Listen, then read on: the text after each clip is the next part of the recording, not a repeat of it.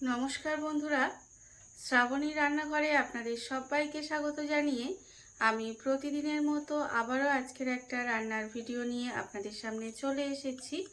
আজকের আমি আপনাদের পটল দিয়ে একটা অসাধারণ রেসিপি বানিয়ে দেখাবো। আশা করি আপনাদের ভালো লাগবে। তার জন্য কিন্তু আমার পুরো ভিডিওটা আপনাদের দেখতে হবে। আর দেখা শুরু করার আগে একটা লাইক দেবেন, সুন্দর একটা কমেন্ট করবেন আর শেয়ার করতে ভুলবেন না। তাহলে চলুন আজকের এই রান্নাটা আমি কিভাবে করি সেটা আপনারা একবার দেখে নিন। রান্নাটা করার জন্য প্রথমে আমি এখানে দেখুন গ্যাসটা অন করে একটা কড়া বসিয়ে দিয়েছি। এইবারে আমি কড়ার মধ্যে দিয়ে দেব প্রথমে সর্ষের তেল। এখানে কিন্তু আমি রান্নাটা সর্ষের তেলেই করব, আর আপনারাও চেষ্টা করবেন রান্নাটা সর্ষের তেলে করার। দেখুন আমি এখানে তেল দিয়ে দিয়েছি। এইবারে তেলটাকে প্রথমে একটু গরম হতে দিতে হবে। তেলটা আমার এখানে গরম হয়ে গেছে। এইবারে আমি তেলের মধ্যে দিয়ে দেব প্রথমে পটল।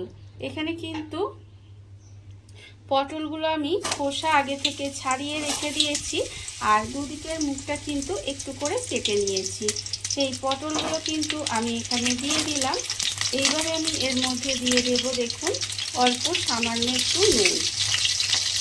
পটলের মধ্যে অল্প একটু নুন দিয়ে এবারে পটলগুলোকে ভালোভাবে একটু ভেজে নিতে হবে।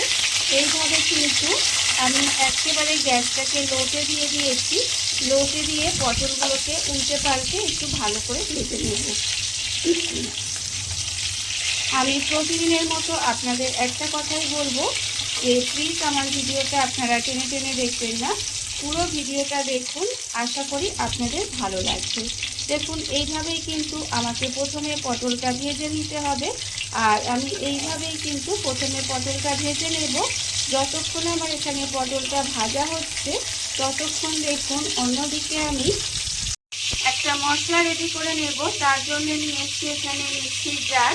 মিক্সির জারের মধ্যে আমি এখানে দিয়ে দেব সর্ষে। এখানে কিন্তু 1 চামচ সাদা সর্ষে আর 1 চামচ কালো সর্ষে আমি এখানে রেখেছি। সেই সর্ষেটা আমি এখানে দিয়ে দিলাম। আর দেব আমি এখানে অল্প দুটো কাঁচা লঙ্কা। এখানে কিন্তু আমি দুটো কাঁচা লঙ্কা একটু ভেঙে ভেঙে দিয়ে দিলাম। আর দেব আমি এর মধ্যে অল্প একটু নুন। এখানে কিন্তু খুব সামান্য একটু নুন দিয়ে দেব। আর আমি এখানে দুটো কাঁচা লঙ্কা ব্যবহার করেছি। আপনারা কতটা ঝাল খাবেন সেটা বুঝে কিন্তু কাঁচা লঙ্কাটা ব্যবহার করবেন। প্রথমে এটাকে শুকনো গুঁড়ো করে নেব, আর তারপরে কিন্তু এর মধ্যে অল্প একটু জল দিয়ে এটা পেস্ট করে নিতে হবে। মশলাটা আমার এখানে রেডি হয়ে গেছে। মশলাটা আমি এখানে রেডি করে নিয়েছি।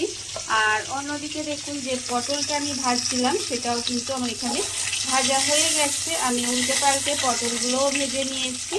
এবারে আমি পটলগুলোকে তুলে দেব। পটলগুলো কিন্তু আমাকে আস্তে আস্তে তুলে নিতে হবে। পটলগুলো কিন্তু আমি আলাদা করে তুলে রেখে দিয়েছি। এবারে এই পটল ভাজা তেলের মধ্যেই রান্নাটা করব। প্রথমে দেব তেলের মধ্যে অল্প সামান্য একটু কালো জিরে ফোড়ন দিলাম। কালো জিরে ফোড়ন দিয়ে কালো জিরেটা কিন্তু একটু এইভাবে তেলের মধ্যে নেড়ে ছেড়ে ভেজে নেব।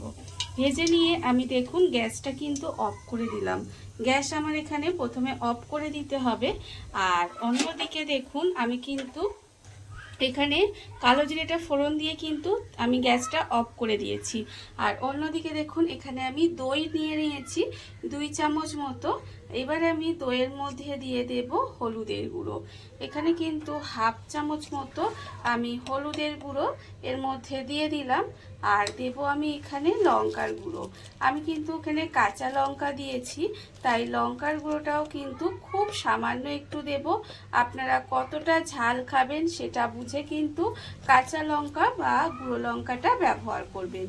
এইবারে দেখুন দইয়ের মধ্যে হলুদ গুঁড়ো লঙ্কা গুঁড়োটা দিয়ে খুব ভালোভাবে কিন্তু মিশিয়ে নিতে হবে। এইভাবে চামচ দিয়ে কিন্তু আমি খুব ভালোভাবে মিশিয়ে নেব। আর আমার চ্যানেলে নতুন বন্ধু পুরনো বন্ধুকে বলি আপনাদের অনেক অনেক ভালোবাসা আমার তরফ থেকে। আর যারা নতুন বন্ধু আছেন তাদেরকে বলবো যে আপনারা যদি আমার চ্যানেলটা সাবস্ক্রাইব করেন তাহলে পাশে থাকা বেল বাটনটা অবশ্যই প্রেস করে দেবেন। সেটা কিন্তু প্রেস করতে ভুলবেন না, তাহলে আমি যখন নিত্য নতুন ভিডিও আপলোড করব তখন কিন্তু সবার প্রথমে আপনাদের কাছে নোটিফিকেশান চলে যাবে আর আপনারা আপনাদের সময় মতো সেটা দেখে নিতে পারবেন। দেখুন দইটার মধ্যে হলুদ গুঁড়ো আর লঙ্কা গুঁড়োটা দিয়ে কিন্তু খুব ভালোভাবে আমি ফেটিয়ে নিয়েছি আর এটা কিন্তু খুব ভালোভাবে মিশিয়ে নিতে হবে। দেখুন একটা ক্রিমের মতো তৈরি হয়ে গেছে। এইবারে আমি এই মশলাটা কিন্তু এই ঠান্ডা মানে তেলটা মানে গ্যাসটা অফ করে দিয়েই কিন্তু এটা এইভাবে দিয়ে দিতে হবে। আমি এই মশলাটা এর মধ্যে দিয়ে দিলাম, দিয়ে এবার খুব ভালোভাবে মিশিয়ে নেব। মশলাটা কিন্তু এই তেলের সঙ্গে প্রথমে খুব ভালোভাবে মিশিয়ে নিতে হবে। এইবারে আমি এর মধ্যে দিয়ে দেব অল্প একটু বাটি ধোয়া জল। দেখুন এখানে কিন্তু দইয়ের বাটিটা ধুয়ে আমি এর মধ্যে অল্প একটু জল দিয়ে দিয়েছি আর তারপরে কিন্তু আবারও গ্যাসটা জ্বেলে দিয়েছি। গ্যাসটা আমার এখানে এরপরে কিন্তু জেলে দিতে হবে। জেলে দিয়ে এবারে খুব ভালোভাবে এটা মিশিয়ে নেব। দেখুন এইভাবে যদি দইটা গ্যাসটা অফ করে মেশান তাহলে দেখবেন দইটা কেটে ছানা হওয়ার সম্ভাবনাটা কিন্তু থাকে না। এইভাবেই কিন্তু আমি দইটা দিয়ে মিশিয়ে নিলাম। এইবারে এইভাবে কিন্তু খুব মিশিয়ে একটু সময় রান্না করে নেব। এখানে কিন্তু খুব বেশি সময় লাগে না রান্নাটা করতে আর খেতে কিন্তু খুব সুন্দর লাগে। আপনারা এই সময়টা দেখবেন পটল খেতে খেতে একই রকম পটলের রেসিপি আর ভালো লাগে না। একটু যদি নতুন রকমভাবে একটু যদি অন্য রকমভাবে পটলের রেসিপিগুলো বানানো যায় তাহলে দেখবেন আমাদের নিজেদেরও ভালো লাগে আর আমাদের বাড়ির লোকেরও ভালো লাগে। দেখুন এখানে কিন্তু মশলাটা দিয়ে আমি আপনাদের দেখিয়েছি যে গ্যাসটা অন করে দিয়েছি। এবারে খুব ভালোভাবে মিশিয়ে দিয়েছি, মেশানো আমার হয়ে গেছে। এবার আমি এর মধ্যে দিয়ে দেব, দেখুন এখানে আমি যে মশলাটা রেডি করে রেখেছিলাম মানে সর্ষে, সাদা সর্ষে, কালো সর্ষে আর কাঁচা লঙ্কা আর নুন দিয়ে বেটে রেখেছিলাম, সেই মশলাটা কিন্তু এবারে আমি এর মধ্যে দিয়ে দেব। এটা কিন্তু খুব ভালোভাবে মিশে গেছে। তারপরে কিন্তু এই মশলাটা এর মধ্যে আমি দিয়ে দিয়েছি।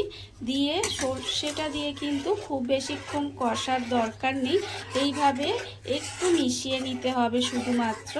আমি কিন্তু খুব মানে 2 থেকে 3 মিনিট মতো একটু জাস্ট সব কিছু একসঙ্গে যাতে মিশে যায় সেটা কিন্তু আমি এইটুকু সময় মিশিয়ে নেব।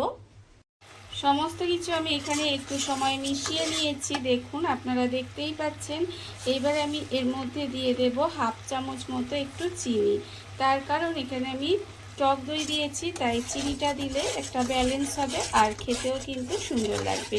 আর আপনারা হয়তো যারা আমার ভিডিও রোজ দেখেন তারা দেখবেন আমি কিন্তু প্রতিটা রান্নায় একটু সামান্য চিনি ব্যবহার করি। এতে কি হয়, একটা ব্যালেন্স তৈরি হয় আর যে কোনো রান্না কিন্তু খেতেও ভালো লাগে। দেখুন আমার কিন্তু এখানে মেশানো হয়ে গেছে। এইবারে আমি এর মধ্যে দিয়ে দেব ভাজা পটলগুলো। যে পটলগুলো আমি এখানে আগে থেকে ভেজে রেখে দিয়েছিলাম সেই পটলগুলো কিন্তু আমি এখানে দিয়ে দিলাম। আর আমি এখানে অল্প পরিমাণে করছি তাই সমস্ত কিছু কিন্তু দেখবেন অল্প অল্প ব্যবহার করেছি। আপনারা যদি বেশি পরিমাণে করেন তাহলে কিন্তু এখানে সমস্ত কিছুর পরিমাণটা একটু বাড়িয়ে নেবেন, তাহলেই কিন্তু হবে। দেখুন পটল কিন্তু এখানে আমার ভাজাই আছে, তাই পটল কিন্তু রান্না হতে খুব বেশিক্ষণ সময় লাগবে না। এইভাবে আমি মশলার সঙ্গে ভাজা পটলগুলো দিয়ে খুব ভালোভাবে একটু সময় এইভাবে মিশিয়ে নিচ্ছি। এইবার এর মধ্যে দিয়ে দেব, মিক্সির মধ্যে অনেকটা মশলা লেগেছিল, সেই মশলাটা ধুয়ে খুব বেশি কিন্তু আমি এখানে জল দেব না। দেখুন এই অল্প একটু জল দিয়ে দিলাম। দিয়ে এবারে গ্যাসটাকে একেবারে লোতে করে দিয়ে আমি একটু ঢাকা দিয়ে রান্না হতে দেব। আপনাদের আগেই বললাম যে পটল কিন্তু বেশ অনেকটাই ভেজে রান্না হয়ে গেছে, সেদ্ধ হয়ে গেছে, আর যেটুকু বাকি আছে সেটুকু কিন্তু এইভাবে ঢাকা দিয়ে আমাকে একটু সময় রান্না হতে দিতে হবে যাতে খুব ভালোভাবে সেদ্ধ হয়ে যায়। গ্যাসটা লোতে দিয়ে এইভাবে দেখুন আমি কিন্তু একটু সময় রান্না করে নিয়েছিলাম। এর ফলে কিন্তু আমার রান্নাটা কিন্তু রেডি হয়ে গেছে। আর ওপর থেকে যখন দেখবেন তেলটা ছেড়ে দেবে তখন কিন্তু বুঝবেন রান্না আমার এখানে রেডি হয়ে গেছে। আর আমি কিন্তু এখানে মশলা করার সময় নুন দিয়েছিলাম আর এখানে কিন্তু পটল ভাজার সময় নুন দিয়েছিলাম, তাই নুনটা কিন্তু আমি তারপরে গ্রেভিতে আর দিইনি। সেই জন্য আমি দেখলাম একটু নুনটা কম হয়েছে, আমি এখানে অল্প সামান্য একটু নুন দিলাম। নুনটা দিয়ে খুব ভালোভাবে মিশিয়ে নেব। দেখুন আমার কিন্তু এখানে রান্না রেডি হয়ে গেছে। আপনারা চাইলে কিন্তু নামানোর আগে আপনাদের কাছে যদি ধনেপাতা কুচি থাকে তাহলে ওপর থেকে একটু সামান্য ছড়িয়ে দেবেন, তাতে দেখবেন খেতে ভীষণ ভালো লাগবে।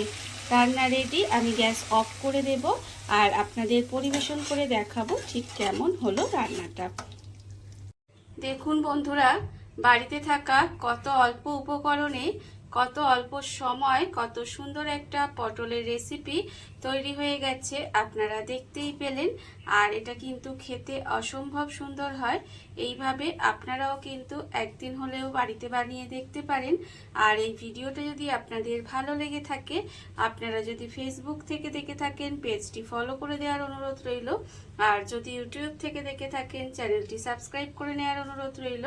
তাহলে চলুন ভিডিওটা আমি এখানেই শেষ করছি। আপনারা সবাই ভালো থাকবেন, সুস্থ থাকবেন। আবারও হাজির হব নতুন কোনো রান্না নিয়ে।